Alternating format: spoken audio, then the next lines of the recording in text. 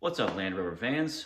Today I'm going to be replacing the front lower control arms on my L405 Range Rover. So behind me is my 2013 Range Rover, and got a little bit of a clunk going over big bumps, a little bit of a shimmy at like 80 miles per hour on the highway.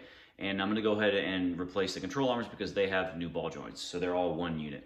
I've got the front lower rearward, which is this giant thing here, and the front lower forward control arm. So both of these, I got all of this from Atlantic British.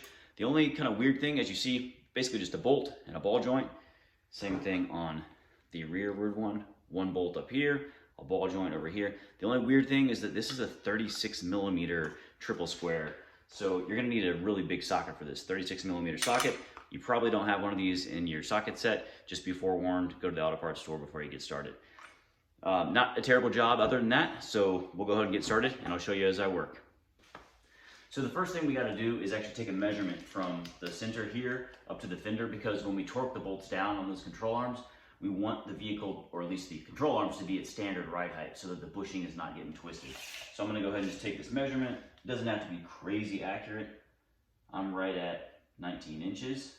Next thing to do is get the vehicle up in the air. I'm going to do both sides here, so I'm just going to raise the whole front of the vehicle up, get my jack underneath in the center, and then we'll put it up on jack stands, pop the wheels off.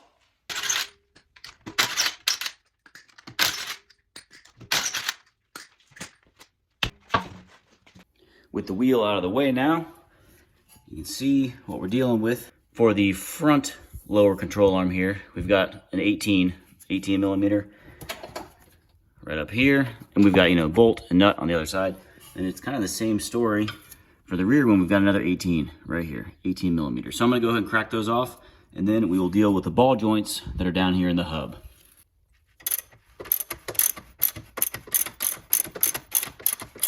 Just got the bolt out of the middle part of this rearward lower control arm. And so here we go. We've got a 21 millimeter socket on the nut, which is on the front side of the vehicle. And then it's an 18 millimeter for the bolt itself. Be careful with this part, you can bend this up. But yeah, nothing crazy about it. It's torqued on there pretty good, so use a breaker bar or something. And then turning our attention to over here, we have the same story. It's an 18 millimeter on the bolt and a 21 millimeter on that nut. So I'm gonna go ahead and use the breaker bar and break that loose as well.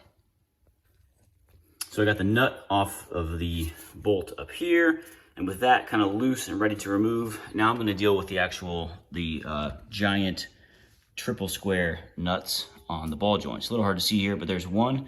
So I've got my 36 millimeter socket right here, and I'm gonna go ahead and get this off. And then I've got the Land Rover ball joint tool, the ball joint separator tool. This is, as far as I'm concerned, kind of a must for this stuff. It's the only thing that really fits well, and it makes this job a lot less miserable. So I'll kind of show you how the ball joint tool actually fits on here. It's not too difficult to use. I've already broken it loose, but basically you get this kind of the fork shape right here. This actually sits underneath the ball joint itself. And then this, you can just kind of snug it up so that you get this part tight, and then you crank down on this end right here, and that actually moves it like this, and that pushes the ball joint out of its socket out.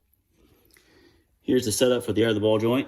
I've got it in place right now, and I'm just gonna start cranking on that big bolt right there, and we'll break it loose. Well, I just got the front forward control arm, the big one, out. Cracked the ball joint here. Got the taper joint is free. Check this out. I mean, this is all kinds of messed up. This is why I was getting shimmy. You can see it's totally loose, and a squeak. This thing is just totally dried out. I'm going to go ahead and take a microfiber and just clean up the taper joints here. Make sure there's no debris in there for your new joint coming together. Getting the bolts back in is nothing crazy here. They're heavy, but just get this in place. And then kind of wiggle around here. And then we got the nuts. Make sure that these little tangs hang over the side of the bracket up here.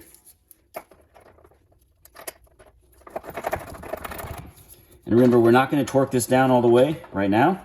We're going to wait until we get the hub here up to standard ride height.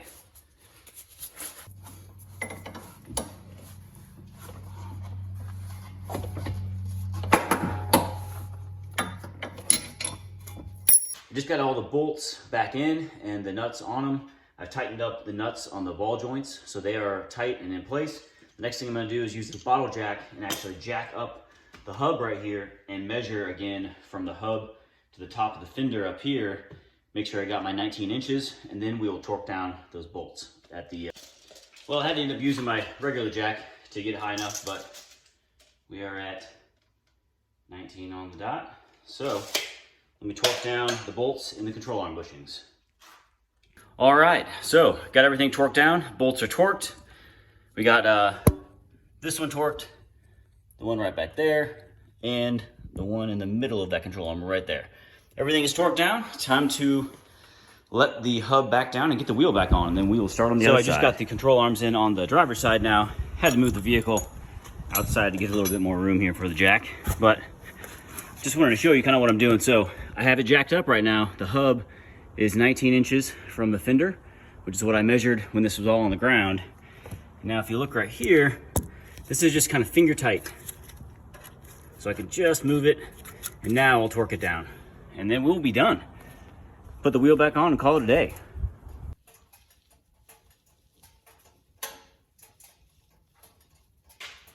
All right, well, I just got back from a drive and everything is nice and solid. There's no more clunk from that rusty ball joint that you saw. Not too bad of a job overall. They're big, heavy components, so just be forewarned, it's kind of hard getting them back in there and getting the bolts back through the bushings, but nothing unusual about these parts. So if you have any questions, post them up in the comment section. I'm always happy to help, and as always, thanks for watching.